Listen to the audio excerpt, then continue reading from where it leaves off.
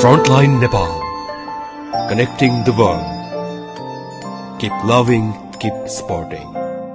नमस्कार दर्शकवृन्द, तपाईहरु सबैलाई फ्रन्टलाइन नेपालमा हार्दिक स्वागत गर्न चाहन्छु। म नरेन्द्र रौली। दर्शकवृन्द, रुकुम घटनाले यतिखेर सिङ्गो देशको ध्यान तानेको छ। एकजना युवा नवराज बिक जो मल्ल थरको युवतीसँग बिहे गर्न खोज्दाखेरि युवाहरूलाई भेरीमा बगाइयो। त्यही रुकुम घटनाका बारेमा म आज अझ विस्तृतमा जानकारी दिन गइरहेको छु। रुकुम घटना गाउँलेले कुटिरहे प्रहरी हेरिरह्यो। सोतीका गाउँलेको कुटाइबाट भेरी माथिको कान्लोमै नवराज लगायत 6 जनाको ज्यान गएको र घटना साम्य भएपछि उनीहरूको शव भेरीमा बगाइएको आरोप पीडित पक्षले लगाएको छ। भेरी किनारमा ठूलो समूहले आक्रमण गर्दा घाइतेहरूले पनि नवराज लगायत मृतकलाई नदेखेकाले माथि नै गाउँमा मरणासन्न बनाएर भेरीमा फालिएको वा मारेरै फालिएको हुन सक्ने अनुमान गरेका छन्। प्रेमिकाले मलाई लिन आऊ नभए अर्कै केटासित मेरो विवाह गरिदिन लागेका छन् भन्ने म्यासेज नगरिदिएको भए जाजरकोटका नवराज विश्वकर्मा लकडाउनका बेला भेरी नदी तरेर पल्लो गाउँ जान हतारिने थिएनन्। 2077 जेठ 10 गते रुकुम पश्चिमको सोती गाउँकी ती किशोरीले नवराज विश्वकर्मालाई सम्पर्क गरिन्। आफ्नो परिवारले अर्कै केटासँग विवाह गराउन लागेको तर आफूले स्वीकार नगरेको बताउँदै आफूलाई लिन साथीहरू सहित आउन आग्रह गरिन्। नवराजले 19 जना साथीहरूलाई साता अघि नै छिट्टै प्रेमिकालाई भगाएर ल्याउने योजना बनाएको भन्दै सघाउन सहयोगमा आएका थिए। तर पछिल्लो म्यासेज आएपछि उनीसँग कुर्ने धैर्य भएन। खलङ्गाको राणागाउँबाट 10 जना दिउँसो 12 बजेतिर रुकुम जान निस्किए। उनीहरू 2 घण्टामा भेरी नदी किनारको धल्ला भन्ने गाउँमा पुगे, जहाँ अन्य 9 जना साथीहरू पर्खिरहेका थिए। घाइते सुदीप खड्काका अनुसार 19 जनाको टोली करिब 1.5 घण्टासम्म सोही ठाउँमा अल्मलियो। 3:30 बजेतिर उनीहरू नवराजकी प्रेमिकाको गाउँ सोतीतिर लाग्यो। करिब 5 बजेतिर घर नजिकै पुगे। जाजरकोटको खलङ्गाबाट कालेगाउँ नजिकैको झलुङ्गे पुल हुँदै सोती पुग्ने छोटो बाटो भए पनि नवराज र उनका साथीहरू अलि तल पर्ने चौरजारी नजिकैबाट घुमेर युवतीको गाउँ गएको देखिन्छ। त्यहाँ नवराजको टोलीमा अरू केही साथी थपिए पनि त्यहाँबाट केही माथिको मटेला पुल नजिकै अरू पनि मिसिए। त्यसपछि करिब 1.5 घण्टा उकालो हिँडेर उनीहरू युवतीको घर नजिकै पुगे। नवराजसँगै गएका अनि आक्रमणपछि भागेर ज्यान जोगाएका एकजनाको बयानअनुसार साँझ 5 बजेतिर उनीहरू केटीको घर नजिकै पुगेका रहेछन्। साथीहरूले लफडा हुन सक्ने अनुमान गरी नवराजलाई टोपी र मास्क लगाएर नचिनिने बनाएका थिए। नवराज विश्वकर्मा र उनका साथीहरूलाई देख्ने बित्तिकै युवतीकी आमा प्रकाशी मल्लले तँलाई कुटाइ अझै पुगेन भन्दै गाली गलौज गरिन्। उनैले चौरजारी 8 का वडा अध्यक्ष डम्बरबहादुर मल्ललाई फोन गरेर गुहार मागिन् र गाउँलेलाई बोलाउन लगाइन्। गाउँले आउने थाहा पाएपछि केही नबोली उनीहरू खलङ्गातिर ओह्रालो लागे। युवाहरू सोतीदेखि करिब 10 मिनटको बाटो हिँडेर करिब 1 किलोमिटर तल गहिरी नाउला भन्ने ठाउँमा पुगे। पानी मागेर खाए। नाउलामा रहेका केही अपरिचितले बाबुहरू बस्नुहोस्, काफल खानुहोस् भन्दै अल्मलाउन खोजे। उनीहरूको व्यवहारमा शङ्का लागेपछि नाउलामा नरोकी उनीहरू अगाडि बढे। घाइते सरोज खड्काका अनुसार उनीहरू नाउलाबाट 10 मिनट हिँडेर करिब 2 किलोमिटर तल रहेको मध्य पहाडी लोकमार्ग नजिक पुगेका मात्रै के थिए। 81, 60, 70 जनाको समूहमा आएका गाउँलेले ढुङ्गा मुढा बर्साए। हामीलाई ढुङ्गा मुढा हँसिया र चिरपटले हान्दै भेरीको किनारसम्म पुर्याए। उनले भने त्यसपछि को कतातिर लाग्यो पत्तै भएन। तम तयार बसे जस्तो देखिने केटी पक्षकाले कसरी योजना बनाए भन्नेमा अनेक आशंका छ। पीडित परिवारले घटनाको एउटा तथ्य भित्रभित्रै लुकाउन खेल भएको आरोप लगाएको छ। पीडित पक्षको दाबी अनुसार ती युवतीको फोन नियन्त्रणमा लिएर दाइले नै म्यासेज गरेर बोलाएका हुन्। आक्रमण भएको ठाउँबाट भेरी नदी तलै छ। सोतीका गाउँलेको हुलले भाग्दै गरेका उनीहरूलाई मध्य पहाडी लोकमार्गदेखि 2 किलोमिटर तल रहेको भेरी नदीको बगरसम्म लखेटेका थिए। पुल छेकेर अर्को समूह बसेकाले बाँचेका घाइतेले बगरै बगर गएर भेरी तर्ने प्रयास गरेको घटनास्थल पुगेका अधिकारकर्मी बताउँछन्। गाउँलेको कुटपिट तथा लखेटाइमा परेका 19 युवामध्ये एकजना फुत्किएर भागेर घर आउन सफल भए। स्थलगत प्रतिवेदन अनुसार तम तयार अवस्थामा रहेका डम्बर बहादुर मल्ल सहितको ठूलो डफा 19 जनाको निशस्त्र टोलीमाथि जाइ लाग्यो। दलित मुक्ति सङ्गठनका तर्फबाट स्थलगत अध्ययनमा गएका पूजन विश्वकर्माका अनुसार भिरबाट हाम फालेर भेरीमा पुग्ने अवस्था घटनास्थलमा देखिँदैन। मान्छे त के त्यहाँ एउटा गाडी नै फाले पनि भेरीमा नपुग्ने खालको ठाउँ छ, विश्वकर्माले भने। त्यसले घटना झनै रहस्यमय बनेको छ। कुटपिटबाट घाइते भएका 12 जना भेरी नदीको सानो भङ्गालो तरेर बीचको बगरमा घेराबन्दीमा परे। तीमध्ये 5 जना भेरीको ठूलो भङ्गालोमा हाम फालेर वारीपट्टि आइपुगे। 7 जना दुवैतिर भङ्गालो बीचको बगरमै अड्किए। भेरीमा हाम फाल्न नआँटेका 7 जनालाई सोतीका गाउँलेले बगरमै आएर कुटपिट गरिरहे। लाठी र दाउराले आफूलाई कुटेको बताउने ती पीडितका अनुसार कुटाइपछि बेहोस भएका उनी बेउजदा प्रहरी नियन्त्रणमा चौरझारी अस्पतालमा थिए। आक्रमण गर्ने अर्को समूह 1 किलोमिटर माथिको झोलुङ्गे पुल तरेर कालेगाउँपट्टि गएर बसिसकेको रहेछ।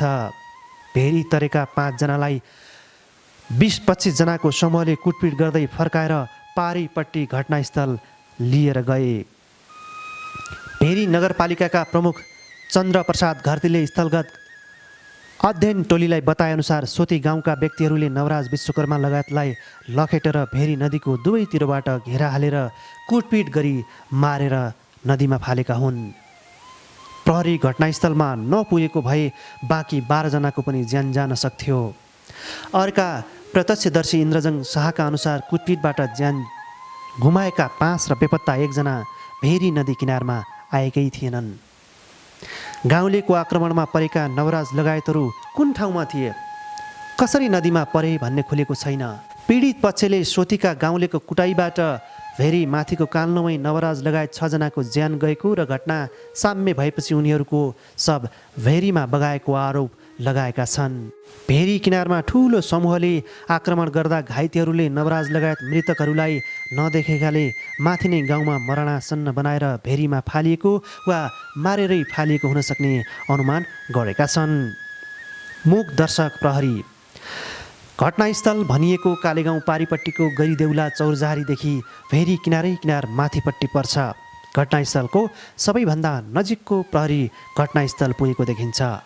चौरझारी प्रहरी कार्यालयका प्रहरी निरीक्षक धर्मसिंह विष्टले अनुगमन टोलीलाई बताएअनुसार अघिल्लो रात नै प्रहरी टोली सोती गाउँमा पुगेको रहेछ। सडकको विवाद मिलाउन खोलागाउँमा गएको प्रहरी टोलीलाई वडाध्यक्ष डम्बर बहादुर मल्लले फोन गरेका रहेछन्। लगत्तै प्रहरी सहायक निरीक्षक सन्तोष लामिछानेको कमान्डमा 5 जनाको टोली घटनास्थल पुग्यो। त्यहीँबाट प्रहरीले नवराजको साथमा रहेका महेश कार्की र डिल्ली विश्वकर्मालाई नियन्त्रणमा लिएको देखिन्छ। घटनास्थल पुग्दा वडाध्यक्ष मल्ल सहित करिब 50 जना बारीको डिलमा उभिएका रहेछन्। प्रहरी निरीक्षक विष्टको भनाइ उद्धृत गर्दै जिल्ला प्रहरी कार्यालय पश्चिम रुकुम स्रोतले भन्यो, ढुङ्गा र लाठीले पिट्दै गएको देखेपछि प्रहरीले उनीहरूलाई रोकेझैँ गरेको हो। घटनाको जानकारी पाएपछि प्रहरी चौकी हुलुखोला जाजरकोटबाट पनि 2 जना प्रहरी घटनास्थल नजिकैको झोलुङ्गे पुलमा पुगे। प्रहरी आए पनि साम्य पार्न केही पहल गरेनन्, सिटी फुकेर हेरिरहे। घाइते सरोज खड्काले भने, सोतीका गाउँलेले प्रहरीकै अगाडि हामीलाई अन्धाधुन्द कुटेका थिए। प्रादेशिक प्रहरी कार्यालय स्रोतका अनुसार चौरझारी प्रहरीले भिडलाई नियन्त्रणमा लिन नसकेको स्वीकारेको छ। त्यत्रो घटनामा पुलिसले सिट्ठीसम्म बजाएको थियो। स्थिति साम्य पार्न आफूले सक्ने जति काम नगरेको प्रत्यक्षदर्शीहरू बताउँछन्। पीडित पक्ष र दलित अधिकारकर्मी लगायतले घटनास्थलमा पुगेर पनि युवालाई बचाउन वास्ता नगर्ने प्रहरीमाथि छानबिन हुनुपर्ने माग राखेका छन्। उपचार नपाउँदा घाइते खड्का लगायतको टाउको, हात, पाखुरा, पिठ्यौँ लगायतमा चोट लागेको अझै निको भएको छैन। घाइतेहरूका अनुसार गाउँलेले भेरी नदीमा हाम फालेका 5 जनालाई पनि नदीमै पुगेर ढुङ्गा, चिरपट लगायतले हानेका थिए। सोतीका स्थानीयले भेरी नदीको 2 भङ्गालो बीचको बगरमा रहेका 7 जना र कालेगाउँबाट नियन्त्रणमा लिएका 5 जना गरी 12 जनालाई लकडाउन उल्लङ्घन गरी गाउँमा केटीलाई जबरजस्ती ल्याउन खोजेको भन्दै चौरझारीबाट आएको प्रहरी टोलीको जिम्मा लगाएका थिए। घटनास्थल पुगेको प्रहरी टोलीले नवराज लगायतको खोजी गरेन। उल्टै घाइते युवालाई नियन्त्रणमा लिएर यी प्रकार चौरजहारीको हिरासतमा राख्यो। तर प्रहरीले उनीहरूको उपचार गरिएको दाबी गरेको छ। घटनास्थलमा रहेका प्रहरीमाथि केन्द्रीय टोलीले सोधपुछ गरेको छ। सोधपुछका क्रममा प्रहरीले लखेटेका केही युवा भेरीमा हाम फालेको बताएका थिए।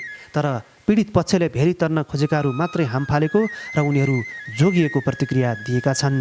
हाम फालेकाहरू नै मरेको हुन सक्ने आशय पुष्टि हुने गरी प्रहरीले विवरण बनाउन थालेको पीडितको आरोप छ। त्यत्रो ठुलो झडप देखेको प्रहरीले माथि गाउँदेखि नै नवराजहरूको समूह लखेटेको र कुटाइ खाएको थाहा पाएन। कसैलाई पक्राउ नगरी भेरीको भङ्गालोमा अलि बढी कुटाइ खाएकाहरूलाई मात्रै लिएर प्रहरीको गाडी चौरजहारीतिर गयो। मारपिटको घटना मिलोमतोमा गुपचुप राख्न खोजिएको पीडितको आरोप छ। तर प्रहरीले अरू विवरण थाहा नभएको दाबी गर्दै भेरी किनारमा नवराजको शव भेटिएपछि मात्रै अरूलाई पक्रेको प्रतिक्रिया दिएको छ। अधिकार कर्मीहरूका अनुसार भागदौड देखेका गरी देउलाका अधिकांश स्थानीय बासिन्दा घटनाबारे बोल्न मान्दैनन्। के भन्छ त स्थलगत प्रतिवेदन? घटनाको केही दिनपछि 10 जना दलित अगुवा एवं अधिकार कर्मीहरू टोली घटनास्थलतिर पुग्यो। उनीहरूले तयार पारेको अध्ययन प्रतिवेदन अनुसार केटी पक्षको समूहले सबैतिरबाट घेरा हालेर साङ्गीतिक आक्रमण गरेको हो। आक्रमणमा संलग्नहरूले नवराजको समूहलाई घरेलु हतियारले प्रहार गरेको र शव नदीमा फालेको पुष्टि हुने घटनास्थल पुगेर फर्किएका दलित अधिकारकर्मी धर्मलाल रोकायाले बताए। घटनाको स्थलगत अध्ययन गर्ने हो भने भेरीमा हाम फाल्ने अवस्थै हुँदैन। हाम फालेकै भए पनि बुट्यानका कारण मानिस बिचैमा अड्किन्छ। प्रतिवेदनबारे रोकायाले भने भाग्दा हाम फालेर मर्रे भन्ने कुनै हालतमा पनि पुष्टि हुँदैन। रोकाया लगायत 10 जना अधिकार कर्मीले स्थलगत अध्ययनपछि तयार पारेको प्रतिवेदनमा पनि यस्तै दाबी छ।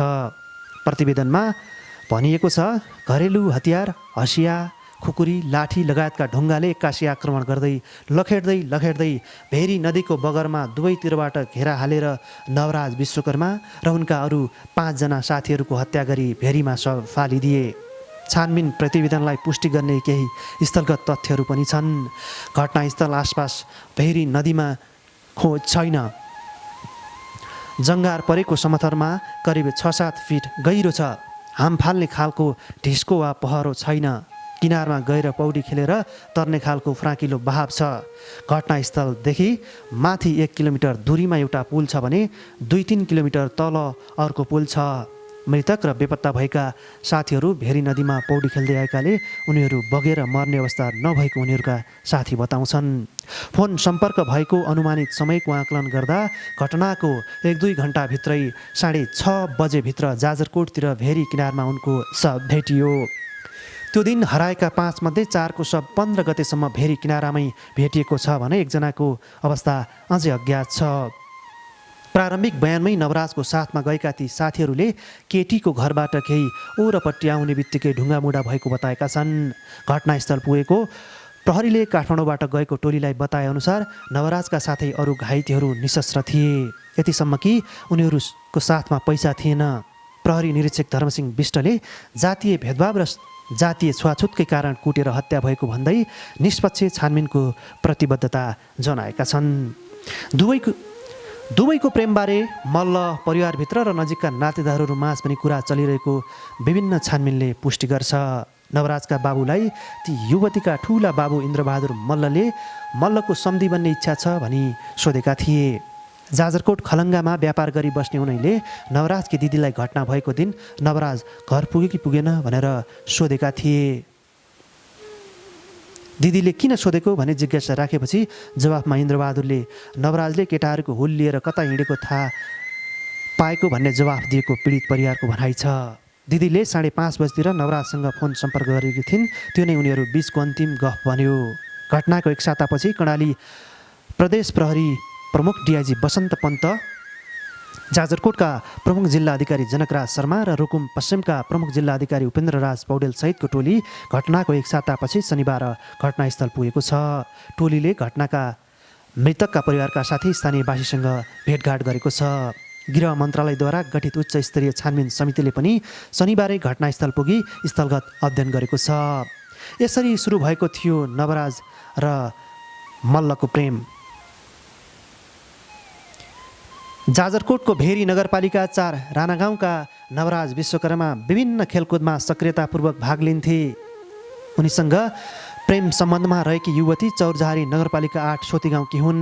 भेरी नदीले छुट्याएको वल्लो पल्लो गाउँका उनीहरू बीचको प्रेम सम्बन्ध 3 वर्ष भएको नवराजकै बाबुआमाले केही अघि मात्रै थाहा पाए।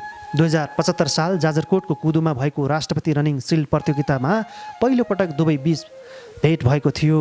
त्यही नै उनीहरू बीच चिनाजान पनि भयो। त्यसपछि उनीहरू बीच नियमित सम्पर्कमा थिए। 2076 साल पुसमा जाजरकोटको खलङ्गामा मेलामा ती युवती नवराजको घरमा गएर 4 दिन बसेकी रहेछन्। केटाका बाबुले ती युवतीलाई उमेरले पनि सानी भएको र जातका आधारमा पनि ठकुरीकी छोरी हामीसँग मिल्दैन भनेर सम्झाउन खोजेका थिए।